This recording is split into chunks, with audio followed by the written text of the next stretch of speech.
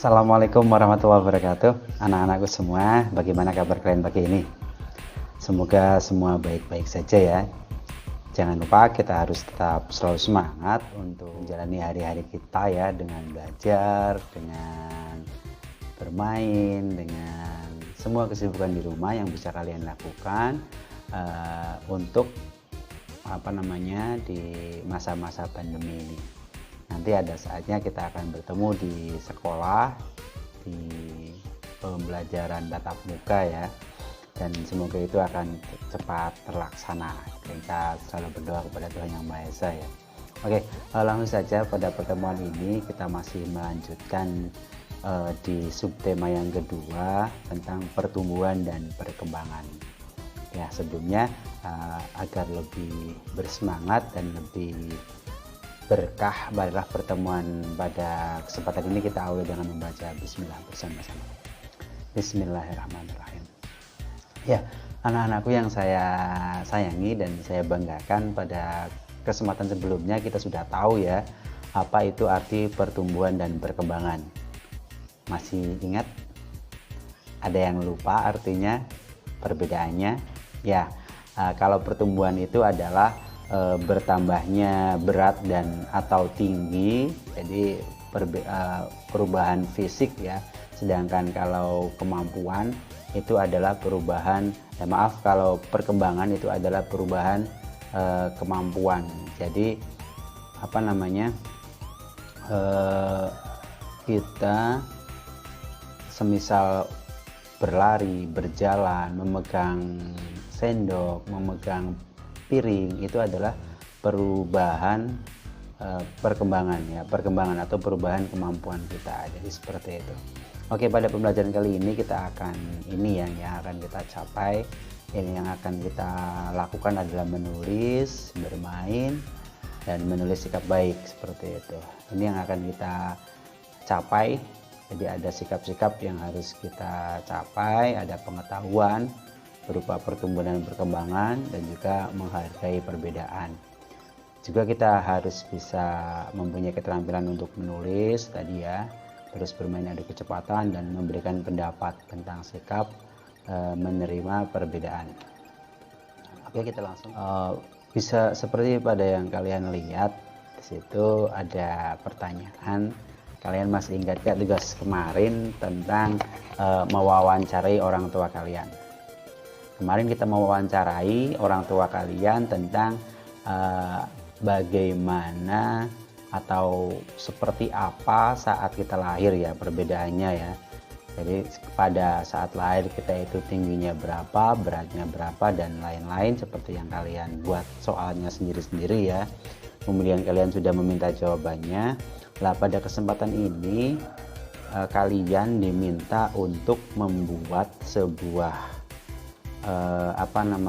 membuat sebuah tulisan tentang perkembangan kalian berdasarkan wawancara yang kalian lakukan kemarin. Jadi ini tugas pertama kalian. Jadi nanti kalian menulis sebuah susunan cerita tentang perkembangan kalian dalam sebuah buku tugas kalian ya.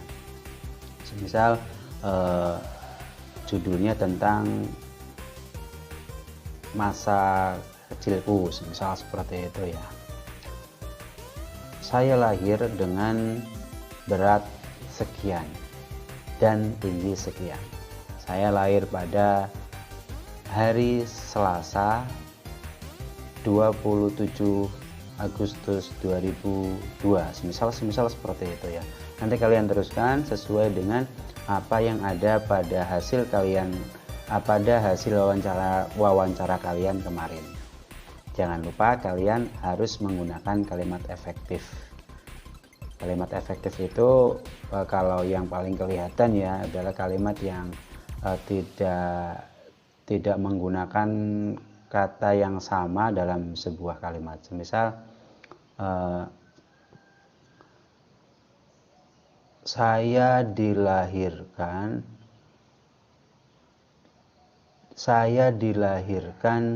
dengan berat mencapai seperti itu, dengan berat mencapai 5 kg seperti itu. Jadi mencapainya nggak usah, cukup saya dilahirkan dengan berat 5 kg, seperti itu. Contoh yang lain yang harus dikurangi adalah semisal membuat ibu saya adalah merupakan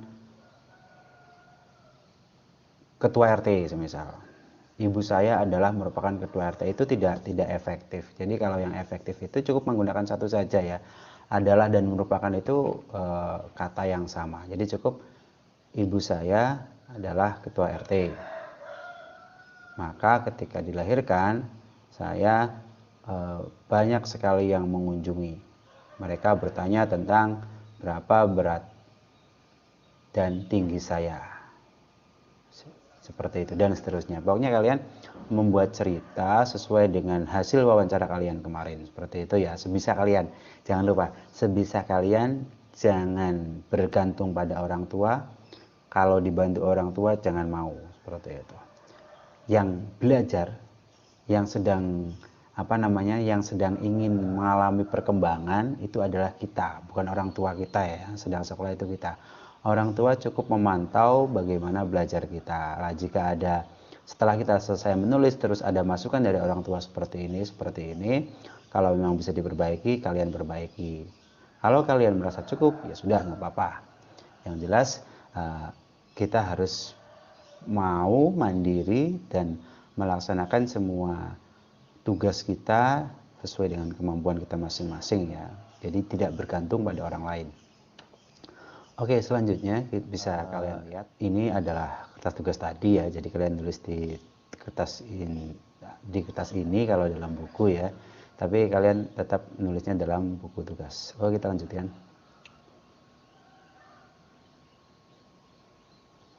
Ya, di sini setelah kalian bisa menceritakan tentang perkembangan kalian dari masa kecil, kira-kira apa atau bagaimana perasaan kalian setelah tahu tentang perkembangan kalian? Apa kalian juga dapat informasi kapan kalian bisa berjalan dan merangkak, seperti itu, merangkak dan berjalan? Ini ya nggak harus dijawab ya, kalian cukup ketahui dari diri kalian masing-masing seperti apa jawabannya, tapi nggak usah ditulis seperti itu. Lah, kenapa seperti tadi? Karena ini ya, kita merangkak itu pada umur berapa kita sudah tahu. Lah, sekarang kita akan mencoba untuk mengadu kecepatan kita dalam merangkak dan berlari dengan teman-teman.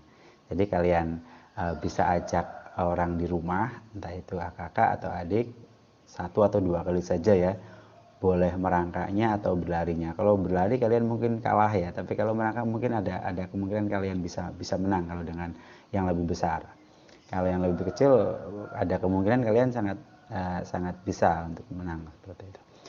Ya, tapi itu nggak penting, menang atau kalah itu nggak penting. Yang penting kalian bisa bersenang-senang dengan bermain adu kecepatan ini, yang tentunya ini juga adalah tentunya ini adalah olahraga, seperti itu. Jadi kalian kalian cari orang yang ada di rumah atau tetangga-tetangga yang sekiranya aman karena masa pandemi ini ya. Kalian ajak mereka untuk adu kecepatan dalam merangkak. Kalau ada yang mau 2 atau 3 orang, kalian buat garis start, garis mulai ya, terus juga garis finish. Jadi kalian setelah nanti boleh kalian hitung sendiri atau ada wasitnya. 1, 2, 3, semuanya merangkak dari garis start atau garis mulai sampai ke garis finish atau garis terakhir ya. Nah, nanti yang sudah sampai duluan itulah yang menang. Kalau belum puas nanti bisa diulang-ulang, seperti itu ya anak-anakku. Oke, kita lanjut. Nah, setelah kalian bisa merasakan bagaimana enaknya adu kecepatan, kalian mungkin akan sadar jadi bahwa pertumbuhan dan perkembangan itu dipengaruhi oleh makanan, kebiasaan olahraga, dan faktor yang diturunkan oleh orang tua. Jadi untuk menang atau kalah itu tidak penting ya. Yang penting adalah kita sudah berusaha Lah, tentang kemenangan itu memang banyak dipengaruhi banyak faktor, banyak hal yang tentunya itu termasuk pertumbuhan dan perkembangan kita. Perkembangan itu kan berarti kemampuan kita dalam merangkak, kemampuan kita dalam berlari dan seterusnya ya, yang itu dipengaruhi oleh makanan, kebiasaan olahraga dan faktor yang diturunkan oleh orang tua atau DNA. Nah, kalau kalian merasa banyak kekurangan, silahkan kalian perbaiki dengan membentuk pola makan yang bagus, berolahraga sesering mungkin dan seterusnya seperti itu. Nah, ini yang perlu digarisbawahi adalah bahwa Tuhan itu menciptakan berbagai makhluk dengan berbeda-beda, kemampuannya berbeda-beda ya. Yang perbedaan ini adalah karunia. Ada yang lemah, ada yang kuat. Itu adalah perbedaan yang diberikan oleh Tuhan Yang Maha Esa dan kita harus menghargainya. Nah, di sini kalian disuruh untuk menuliskan sikap yang kalian lakukan jika melihat hal-hal berikut. Jadi ini terkait dengan menghargai dan menghormati perbedaan ya. Jadi kalau kita menghargai dan menghormati perbedaan, itu sikap kita akan berbeda. Jadi ini bukan soal pengakuan, tapi ini bagaimana tentang sikap kita. Sikap kita lah yang menunjukkan bahwa kita itu bisa menghargai dan menghormati perbedaan dengan orang lain. Oke, bisa kalian perhatikan di sini ada gambar. Ya, jika kalian melihat teman kalian ada yang kesulitan mengambil benda di atas yang tempat tinggi karena ukuran tubuhnya yang mungil, misalnya yang kecil dibanding dengan kalian, apa yang harus kalian lakukan seperti itu?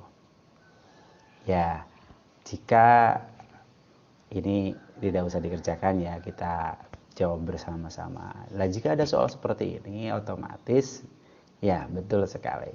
Yang harus kita lakukan adalah membantunya. Jangan sampai kita malah mengoloknya, cah cilik ora tekan, seperti itu. Tidak boleh seperti itu. Yang harus kita lakukan adalah membantunya mengambilkan dan memberinya semangat untuk lebih rajin berolahraga, menjaga pola makan, seperti itu. Dan kita nggak usah mengungkit-ungkit tentang postur tubuhnya yang kecil, seperti itu ya. Yang jelas kita harus membantunya sebagai bentuk menghargai dan menghormati perbedaan, seperti itu. Nah, ini yang harus kalian selesaikan. Kalian cukup pilih salah satu ya. Jadi ini tugas yang kedua. Kalian pilih salah satu dari gambar ini, mana yang bisa kalian selesaikan. Boleh gambar atas, boleh gambar bawah. Jika melihat teman sudah membawa barang yang atas itu ya, apa yang kalian lakukan? Yang kalau bawah, kesulitan mengikuti gerakan tari, apa yang harus kalian lakukan? Sikap apa yang bisa kalian lakukan? Seperti itu. Kalian cukup milih salah satu. Ini dikerjakan juga di buku tugas. Ini tugas yang kedua. Oke, kita ke selanjutnya. Ya, itu semua kita menghargai perbedaan dengan orang lain dan juga saling membantu, itu adalah bentuk pengamalan kita terhadap sila yang kedua, yaitu kemanusiaan yang adil dan beradab. Sila kedua yang berbunyi kemanusiaan yang adil dan beradab itu bersimbol rantai. Lambang ini menunjukkan bahwa bangsa Indonesia sangat menjunjung tinggi nilai-nilai kemanusiaan, saling menghormati, saling menyayangi, dan juga memperlakukan manusia lainnya dengan baik, bagaimanapun bentuk manusia itu. Jadi tidak memandang warna kulit, tidak memandang postur tubuhnya kecil atau besar, tidak memandang rambutnya keriting atau lurus dan lain sebagainya. Kita harus menghormati mereka, menyayangi mereka, dan memperlakukan mereka dengan baik tanpa memandang perbedaan dengan kondisi fisik kita dan juga kondisi kemampuan kita. Seperti ya, anak-anakku, selesai sudah pertemuan kita pada kesempatan ini. Cepat ya, semoga ini bermanfaat. Sekali lagi, jaga kesehatan kalian di masa pandemi ini. Semoga pandemi ini cepat selesai dan kita bisa bertemu di pembelajaran tatap muka di sekolah nanti. Jangan lupa tetap semangat, dan sekali lagi video ini atau media ini hanya kalian jadikan sebagai alat bantu dalam kalian belajar.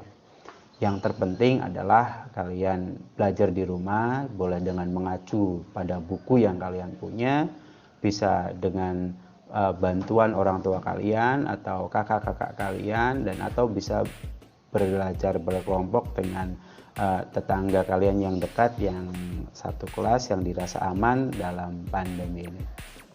sekali lagi tetap semangat, tetap jaga kesemangatan kita, motivasi kita untuk selalu belajar. Sampai jumpa di pertemuan selanjutnya, semoga bermanfaat. Assalamualaikum warahmatullahi wabarakatuh. Dadah.